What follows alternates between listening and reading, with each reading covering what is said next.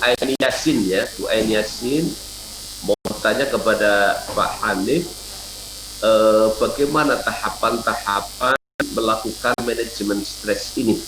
Oke, terima kasih Prof. Jadi waktu itu saya sempat ya ada teori kehilangan nih, Kubler-Ross itu istilahnya nih. Ada 5 tahap. Waktu saya pertama menolak, itulah yang menyebabkan saya stres. Sampai akhirnya saya accept. Di situ yang menguatkan saya adalah saya manajemen stres adalah saya coba untuk menerima kenyataan bahwa ini adalah ujian yang harus saya lewati. Yang kedua, jadi kita harus terima bahwa ini ujian, jangan menolak terus. Kalau kita masih menolak atau denial, yang pasti akan menyebabkan kita semakin stres. Dan kita harus ikhlas bahwa ini adalah ujian yang diberikan oleh Allah. Yang kedua, support dari keluarga itu selalu saya lakukan secara virtual. Jadi handphone ini sangat membantu sekali untuk mengisi hari-hari yang memang sangat panjang bagi saya. Saya waktu selalu telepon dengan keluarga yang itu memang mengurangi rasa stres saya, yang memang bisa membantu saya di dalam melakukan aktivitas sambil membantu menghabiskan waktu menunggu pagi. Jadi stres yang sangat berat itu ketika malam setelah waktu Isya itu yang saya lakukan hanya melihat jam dinding kapan akan tiba waktu subuh, kemudian menjelang matahari terbit, dan itulah masa-masa yang stresnya sudah mulai menurun. Karena memang di situ banyak aktivitas yang dilakukan oleh perawat sehingga sedikit banyak bisa membantu mengurangi stres. Yang kedua, saya juga sempatkan ya untuk mengurangi stres dengan sering mendengarkan murotal dan membaca Quran, dan alhamdulillah selama saya dirawat sudah bisa membaca dan menyelesaikan sampai 25 juz, jadi belum khatam. Itu yang bisa saya lakukan di sela-sela waktu yang memang saya kadang selain sholat sunnah, sholat wajib yang saya lakukan dengan syarat tayamum, karena kita nggak mungkin menggunakan air wudhu, dan itu sangat tidak mungkin sekali saya bisa berjalan ke kamar mandi kondisi yang sangat sesak seperti itu. Jadi saya sempatkan untuk sholat sunnah, sholat wajib, selalu berdoa minta kekuatan sama Allah, kemudian membaca Quran, mendengar murotal, dan juga itu yang paling besar adalah secara virtual. Saya bahkan sering telepon pada keluarga saya sampai di tengah malam ketika memang itu bisa memungkinkan. Alhamdulillah itu yang bisa saya lakukan, dan stres saya sudah bisa berkurang, dan alhamdulillah keadaan saya semakin membaik. Kemudian makan saya di situ juga sudah mulai membaik sehingga keadaannya juga semakin sehat. Mengatakan Bro. Ya. Terima kasih Pak Hanif. Saya ingin mengundang Bu Isi Mularsi, monitor ya, Ibu Dokter Isi Mularsi, mantan Direktur Rumah Sakit Tugu. Assalamualaikum Ibu Isi.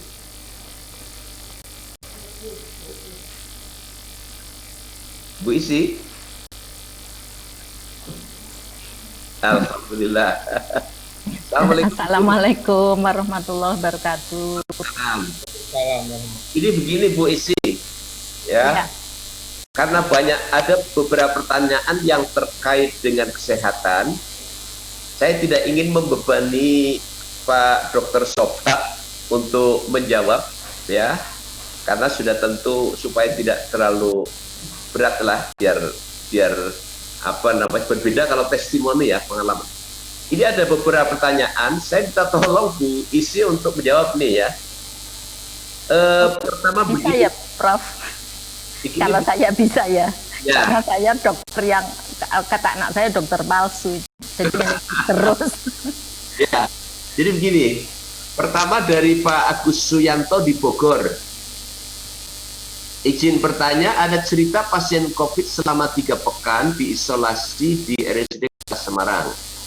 Kemudian dilakukan sampai 4 kali, terakhir sudah negatif. Memang demikian ya perawatannya, 3 pekan bisa sembuh, berarti kekebalannya baik. Ini pertama.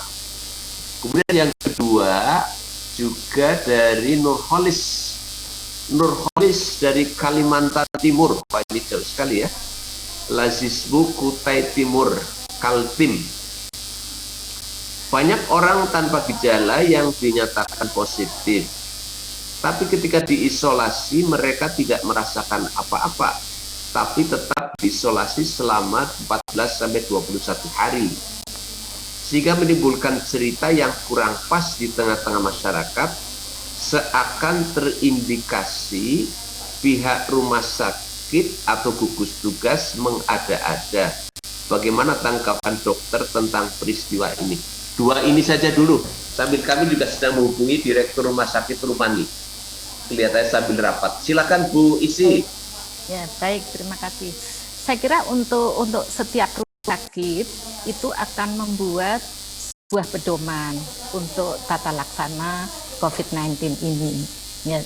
Jadi pedoman yang dibuat oleh rumah sakit untuk melakukan tata laksana terhadap COVID ini tentu disesuaikan dengan sumber daya yang ada di rumah sakit itu. Baik dokter spesialis ahlinya, kemudian peralatannya, seberapa banyak ventilator, ruangannya, bagaimana ruangan isolasi tekanan negatif, yang tidak negatif, ICU-nya dan sebagainya. Sehingga dari pedoman yang dibuat oleh rumah sakit itu, maka seluruh dokter yang memberikan asuhan akan menyesuaikan dengan regulasi rumah sakit tersebut. Secara nasional, Kementerian Kesehatan juga membuat pedoman, tetapi setiap rumah sakit harus membuat lagi karena disesuaikan dengan tadi kondisi sumber daya yang ada dan lingkungannya. Sehingga dan masing-masing pasien itu sangat tidak bisa diseragamkan ya, walaupun COVID-19 itu misalnya PCR-nya positif ini, tetapi tata laksananya juga tergantung perkembangan dari setiap hari dari pasien tersebut. Di rumah sakit seorang pasien sesuai dengan ketentuan dari Undang-Undang Praktek Kedokteran maupun KKI akan dirawat ada satu dokter yang sebagai DPJP utama, dokter penanggung jawab pelayanan pertama. Mungkin perawatannya oleh tim dokter ahli, tetapi tetap di bawah koordinasi oleh DPJP utama tadi. Bisa jadi dalam perawatan itu DPJP-nya juga bermacam-macam dari spesialis yang berlainan, tetapi akan ditunjuk satu DPJP utama yang mengkoordinir pelayanan. Jadi tentang pengalaman tadi, apakah harus 3 minggu, apakah cukup 1 minggu atau 2 minggu, itu sangat tergantung dari kondisi pasien dan para DPJP yang merawat, karena para dokter akan melakukan assessment setiap hari dari kondisi pasien untuk kemudian melakukan rencana ulang tata laksana dari pasien itu, dan perkembangan setiap pasien juga berbeda. Jadi standar untuk pelayanan COVID-nya tentu regulasinya diatur oleh rumah sakit, kemudian pelaksanaannya akan dilaksanakan oleh para DPJP. Itu untuk pertanyaan yang pertama. Kemudian untuk pertanyaan yang kedua, tentang positif tetapi tidak ada gejala.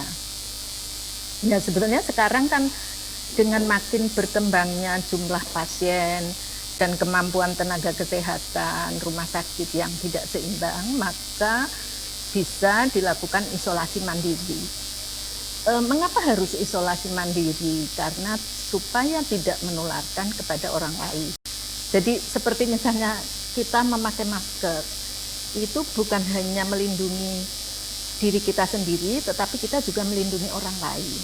Nah, ini yang saya masukkan di chat saya juga, bahwa sebetulnya kan dalam prinsip penanggulangan pandemi ini juga prinsip pencegahan itu adalah yang utama. Ya. Nah, di dalam pencegahan itu tentu protokol kesehatan yang sudah ditetapkan oleh Menteri Kesehatan harus dilakukan dengan disiplin yang ketat oleh seluruh masyarakat luas, seluruh bangsa Indonesia. Nah, ini yang saya lihat sehari-hari, kayak di Semarang, di Jakarta, kalau saya jalan kemanapun, itu masih banyak orang-orang yang nongkrong-nongkrong di warung, di kafe, yang tidak menggunakan masker. Ini kan tidak sadar untuk bahwa masker itu selain melindungi diri kita, juga melindungi orang lain yang ada di sekitar kita. Nah, contoh dari negara-negara yang sangat disiplin, itu juga kasus COVID-nya kan tidak terlalu meledak ya, seperti misalnya di Korea, di Jepang dan sebagainya. Nah, oleh karena itu ya memang kita akui bahwa bangsa kita itu kurang disiplin. Tetapi inilah saatnya supaya kita merubah budaya untuk menjadi disiplin, bersih, dan sadar lingkungan, dan kita care kepada, kita melindungi semua masyarakat. Saya kira itu. Terima kasih Prof kesempatannya untuk sharing. Wassalamualaikum warahmatullahi wabarakatuh. Waalaikumsalam. Masya Allah, luar biasa ini narasumber dadaan ya. Saya kok kenal ada nama Isi, ada beberapa ya. Saya kenal ada dua yang masuk ya. Itu adik saya. Oh, adik ya? Iya, Isi Yuliasri. Isi Yuliasri. Oh. Di UNES. Ya, ya. Kalau Ibu Isi Mularsi itu ya. Ya. Ibu, ini penjelasan Ibu sangat bermanfaat Bu ya. Tapi ini ada pertanyaan lagi, bagaimana Bu?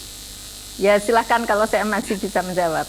Jadi gini, izin tanya, ini dari Bu Eni Wenariati ya. Bagaimana penjelasannya? Rapid negatif, swab positif, seperti Pak Hanif katanya. Hasil swab sekarang ini masih positif, namun tidak apa-apa. Logika ilmiahnya bagaimana? Lalu apakah kalau seseorang sudah pernah di masa yang akan datang masih potensi untuk terkena kembali? Itu Bu. Moga Bu, Dr. Isi. Ya, jadi ini kan ya, sebetulnya rapid test ataupun swab test. Untuk rapid test itu sebetulnya dasarnya adalah reaksi antigen antibody. Nah, ada window period di mana memang belum bisa muncul hasil positif itu ya. Kalau swab kan beda ya. Memang sekarang kan di mana-mana tidak dianjurkan rapid test karena hasilnya itu bisa false negatif, bisa false positif. Artinya bisa jadi rapid test negatif itu memang rapid test non reaktif itu bisa jadi sebetulnya dia masih dalam proses atau non reaktif palsu. Artinya sebetulnya nanti PCR-nya positif gitu loh. Nah, artinya tidak 100% bisa memastikan. PCR pun belum bisa mencapai 100%. Tetapi ditunjang misalnya oleh pemeriksaan darah, kemudian CT scan paru, ronsen paru dan sebagainya, sehingga tadi DPCP yang akan menunjukkan ini diagnosanya ke sana. Tetapi kalau PCR itu kan hampir 100%. Kalau rapid test itu sekitar 60%. Oleh karena itu banyak epidemiolog yang saat ini kan tidak menganjurkan lagi untuk rapid test. Kemudian memang kombinasi ini tergantung fase kita mengambil pemeriksaan itu. Makanya tidak bisa kita hanya periksa sekali. Misalnya saya periksa sekali rapid test non reaktif, kemudian swab-nya juga PCR-nya negatif. Itu belum bisa memastikan bahwa saya tidak terkena COVID-19. Karena itu harus serial. Makanya semua pasien itu kan diperiksa secara serial. Jadi itu mungkin kalau ada dokter patologi klinik ini mungkin bisa menjelaskan secara detail. Tetapi intinya seperti itu. Yeah. Matur nuwun Bu Isi. Sami-sami. Kalau gitu salam untuk Bu Isi juga ya. Bapak sekalian, Pak, ini ada pertanyaan dan juga Pak Sofa ya. Isolasi mandiri yang dilakukan di rumah itu seperti apa? Mungkin juga ada SOP dari rumah sakit untuk isolasi mandiri di rumah itu seperti apa? Pak Hanif dulu ya, kami silakan. Ya, terima kasih Prof. Baik, isolasi mandiri itu kemarin sudah saya lakukan ini sampai dengan hari yang ke-10. Jadi istri saya sudah menyediakan ruang khusus buat saya. Jadi kebetulan alhamdulillah rumah kami ada 2 lantai, anak-anak dan yang lainnya, istri dan juga yang ngomong anak saya itu di atas. Jadi saya aktivitas hanya di bawah sendirian dan tetap mematuhi protokol. Kemarin waktu hasil konsultasi dengan dokter yang merawat saya, hasil CT value saya sudah aman dan tidak berpotensi untuk virusnya aktif atau menularkan, sehingga beraktivitas seperti biasa sudah diizinkan, tetapi tetap patuh protokol. Jadi selama di rumah, semua aktivitas yang saya lakukan di kamar, dari mandi, nyuci sendiri, itu memang membatasi kontak dengan yang lainnya yang tidak sakit. Termasuk juga alat-alat makan dipisah semua, dan yang paling penting adalah kita meminimalkan berbicara tanpa masker, karena ketika kita berbicara tentunya masih ada virus ataupun yang mungkin bisa keluar, sehingga tetap kita mematuhi protokol dengan senantiasa memakai masker, minimal masker bedah yang ada di rumah. Jadi setiap kali saya keluar rumah, keluar dari kamar, dan itu ada anak-anak atau ada yang lain, saya tetap menggunakan masker dan selalu jaga jarak. Dan alhamdulillah sampai dengan hari ini anak-anak sangat sehat sekali dan tidak ada yang sakit. Seperti itu, Prof, untuk isolasi. Ya. Jadi Pak Hanif, kebetulan ada lantai atas, lantai bawah ya. Saya membayangkan bagaimana kalau rumahnya itu seperti rumah saya dulu, tipe RSSS ya, rumah sangat sempit, selonjor saja susah. Nah, kira-kira terus bagaimana ya kita bisa isolasi mandiri pada rumah yang tipe RSSS ini banyak sekali ya. Pak Sofa, kami persilahkan. Ya, terima kasih, Prof. Jadi kalau sebenarnya saya akan menambahkan tadi ya, bahwa kalau memang kita virus itu memang kan sampai sekarang kan masih kontroversi penularannya ya. Ini yang harus kita pahami ya secara ilmiah. Oleh karena itu memang bagaimana pemerintah cara mencegahnya itu memang sudah selalu dikemukakan ya, sehingga antara lain masker, jaga jarak, dan cuci tangan itu memang kelihatannya protokol yang harus dilaksanakan. Di samping juga berkerumun gitu. Nah, menurut saya untuk isolasi mandiri itu, apalagi yang RSS ya susah, itu harus pemerintah yang harus menangani itu, Prof. Kalau kita punya rumah seperti DHB tadi ya tidak masalah, di atas dan di bawah. Saya juga begitu. Saya kan juga, istri saya satu kamar sendiri dengan saya di atas, istri saya di bawah, kamar utamanya dikosongkan gitu. Jadi memang kebetulan kita punya kamar ya cukup ya, jadi insya Allah tidak ada masalah kalau itu. Tapi kalau yang tadi RSS ya memang saya kira pemerintah yang harus turun tangan, seperti hanya pada waktu profesional itu di hotel sendiri ya. Jadi dulu kan begitu tuh, ada swab positif OTG oleh pemerintah diberikan hotel ya di Candi itu. Nah, itu saya kira seperti itu, Prof, untuk isolasi. Ya. Baik. Tambahkan, Prof ya. Moga. Jadi sebaiknya memang kita tetap pakai masker lah kalau keluar. Tadi seperti Hanif tadi ya. Jadi yang sakit maupun yang tidak sakit ya harus pakai. Karena memang sampai sekarang belum ada ketentuan bahwa kalau yang sudah kena itu sudah imun, itu lain dengan virus-virus yang lain ya, seperti cacar. Dulu kan kalau sudah dicacar sudah nggak akan kambuh lagi. Jadi untuk virus corona ini kan belum ada ilmiahnya itu, sehingga masih banyak literatur yang saya lihat di Google maupun di teman-teman sejawat ahli itu memang masih harus diteliti. Oleh karena itu kita harus hati-hati adanya orang-orang yang kadang-kadang hoak itu tampaknya sedikit terapi dan itu mungkin, Prof, ini saya tambahkan. Terima kasih. Terima kasih Pak Sofa. Jadi memang kalau pada masyarakat yang tinggal di rumah kecil ya, rumah SSS, maka saya kira peran pemerintah itu harus hadir ya, mencarikan ruang-ruang isolasi, apakah di hotel-hotel sederhana ataukah di kantor-kantor yang didesain sedemikian rupa ya untuk menjadi kamar-kamar isolasi.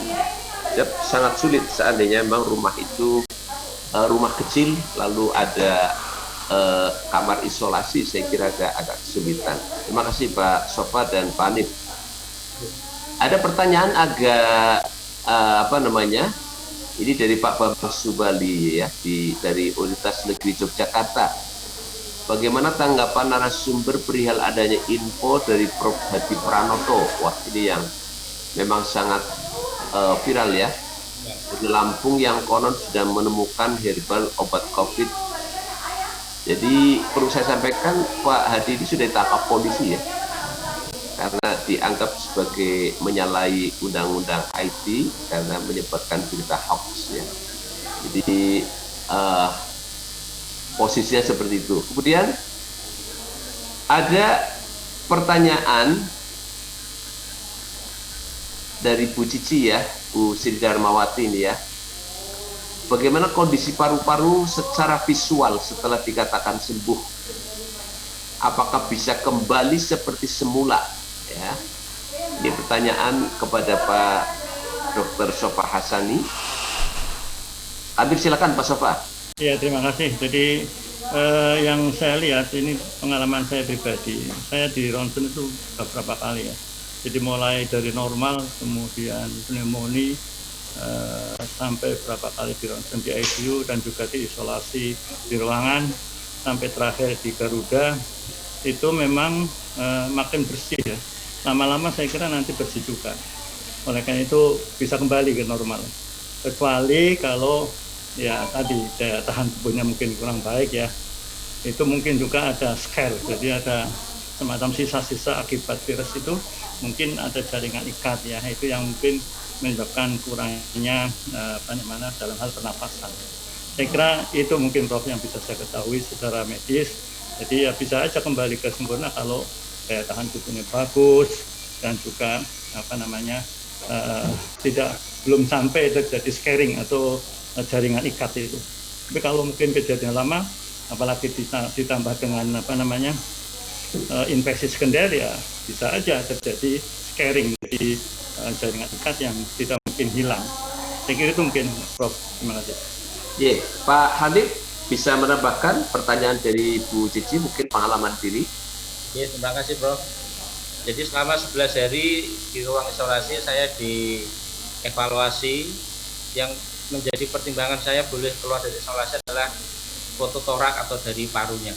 Dari 4 kali pengalaman saya difoto, saya sih belum lihat langsung Prof, karena memang dari awal pertama saya difoto itu hasilnya istri saya sampai nangis, ini kok paru-paru putih semua gitu, sehingga saya tidak dilihatkan. Kalau saya dilihatkan pasti sama stres.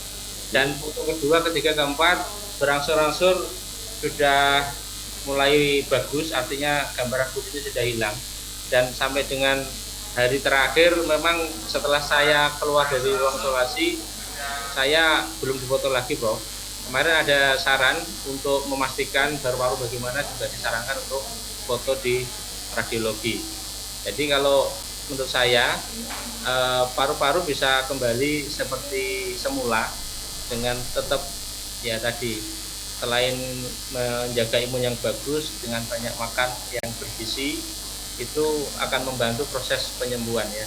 Sampai dengan hari ini pun saya masih mengkonsumsi yang tadi, yaitu ramuan kunir, telur sama madu. Nggak tahu secara ilmiah itu apakah bisa membantu mengobati atau tidak, saya secara ilmiah belum bisa menjawab, tetapi secara klinis yang saya rasakan memang sangat cepat membantu. Sampai hari kelima paru-paru saya sangat cepat, dan kalau dibandingkan dengan beberapa pasien yang lain, alhamdulillah saya paling cepat Prof.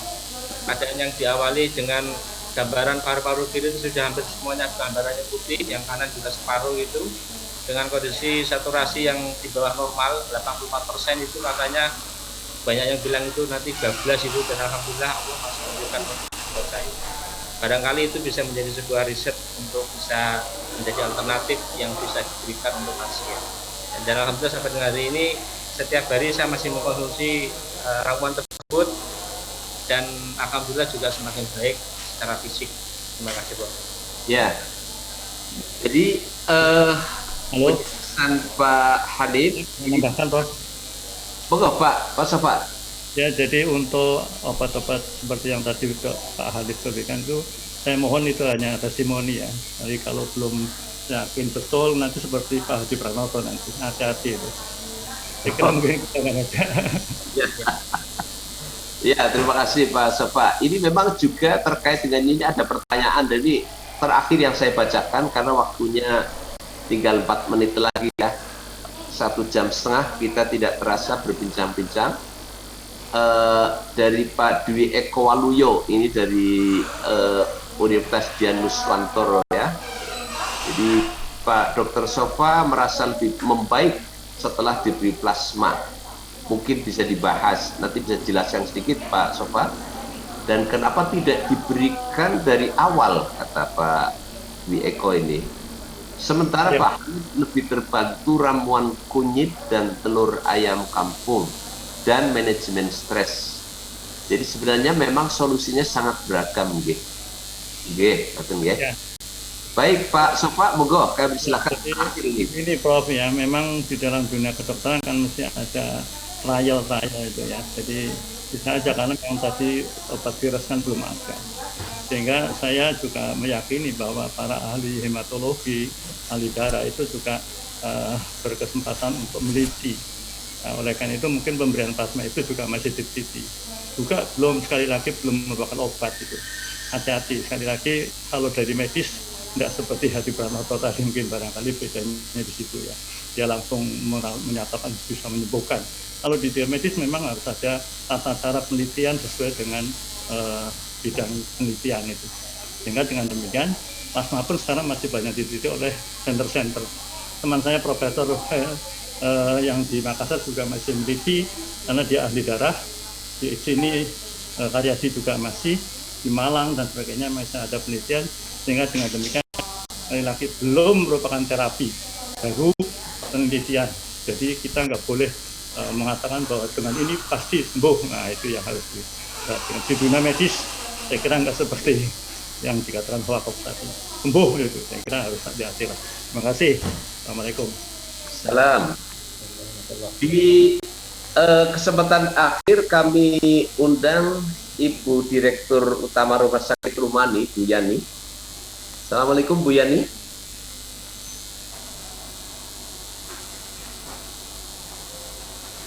Assalamualaikum Bu Yani. Tidak, jaga. Assalamualaikum Bu Yani. Masih mute Bu, di unmute Bu. Nah, alhamdulillah. Assalamualaikum. Waalaikumsalam Prof. Alhamdulillah. Cara ini saya mewakili Prof. Betul Bu. Tadi memang dialog ini sangat menarik sehingga memaksa saya untuk mengundang narasumber mendadak ya. Tadi yang sudah menjadi narasumber dadakan itu Ibu Isi Mularsih ya, mantan Direktur Rumah Sakit Tugu ya. Saya terima kasih sekali. Dan ini kami harus meminta juga Bu Yani, Direktur Rumah Sakit Rumani. Sekaligus saya perkenalkan ini, Ibu Yani adalah Direktur Utama Rumah Sakit Rumani Muhammadiyah Kota Semarang.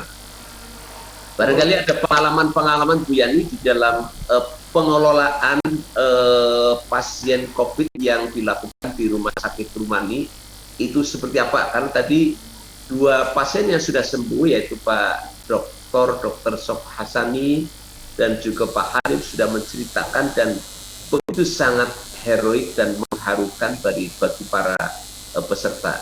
Kami persilakan Bu Yani. Assalamualaikum warahmatullahi wabarakatuh. Nyuwun sewu Prof, ini tadi Bu Yani ada acara, jadi diwakili oleh Asdiati selaku Dirian Mednya Prof. Jadi moga Bu. Kalau pengalaman rumah sakit di dalam menangani pasien COVID ini memang berbagai macam ragam ya Prof ya, karena kita juga kemarin juga ada juga ini malah Pak Musman sedang dirawat Prof juga Pak Musman Pak Munjirin ya.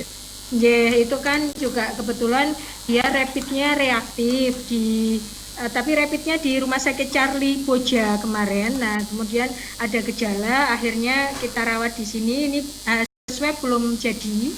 Kemudian kalau untuk yang pasien-pasien yang lain, alhamdulillah ada yang positif juga pulang sembuh, tapi juga ada yang ada komorbid yang mendampingi penyakit ini, ya ada yang pulang dengan meninggal dunia. Jadi kalau kasus memang kita alhamdulillah sudah sekitar 400-500-an mungkin Prof di Rumah Sakit Rumani.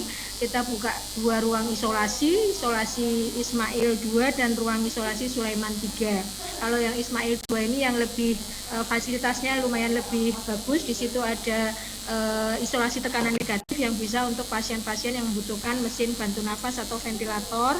Tapi kalau untuk di Sulaiman 3 ini yang masih bisa mandiri lah, intinya masih bisa mengerjakan kegiatannya sendiri. Jadi kita memang membuat 2 ruang isolasi begitu Prof. Ya, itu dari saya Prof. Baik, adakah kendala-kendala dalam penanganan pasien COVID yang dialami oleh Rumah Sakit Rumani? Ya. Kalau kendala ya memang ada Prof. Jadi kemarin sempat memang pasien itu COVID sudah confirm, jadi swab sudah positif, kebetulan kondisinya menurun, kemudian meninggal, ya ada pasien yang keluarga pasien yang komplain itu ada juga. Jadi kita memang harus di awal itu sudah benar-benar menjelaskan kondisi pasien ini gitu. Tapi memang ada juga yang tidak mau di COVID-kan, posisi pas meninggal tidak mau di COVID-kan itu juga ada. Tapi padahal hasil swab positif, ya ini yang juga kemarin cukup alot juga, akhirnya kita menerima keluarga, walaupun akhirnya hasil swab positif Prof. Jadi pada saat meninggal hasil swab belum keluar.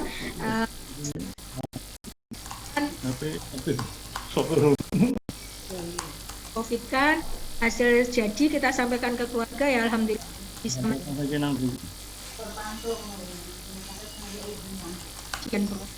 Ya, baik. Jadi terkait dengan masyarakat juga sempat ramai ya di Rumani, ada pihak keluarga yang tidak terima bahwa jenazah keluarganya itu COVID ya, padahal betul-betul COVID. Ini kan memang juga cukup berbahaya bagi masyarakat. Terima kasih Ibu yang sudah mewakili dari Direktur Utama Rumah Sakit Rumani Muhammadiyah Kota Semarang. Mudah-mudahan Rumani terus bisa memberikan pelayanan terbaik Bu ya kepada masyarakat. Bapak sekalian, waktu pengajian 2 mingguan Kamis pagi Universitas Muhammadiyah Semarang ini sudah berakhir tepat jam 10:03.